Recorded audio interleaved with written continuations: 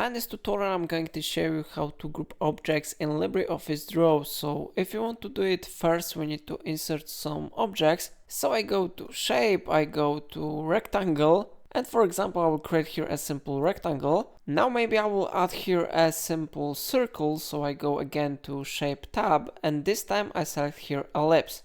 Now I press shift on my keyboard and then I will create here a simple circle.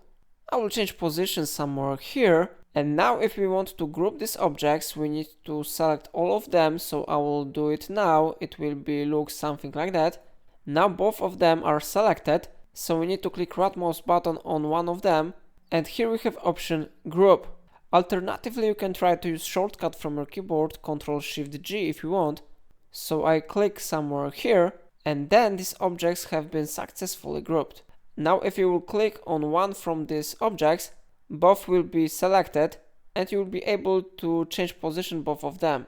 So how you see, it really works. If I helped you, remember to like this tutorial and subscribe my channel, and please let me know in comment if it solved your problem.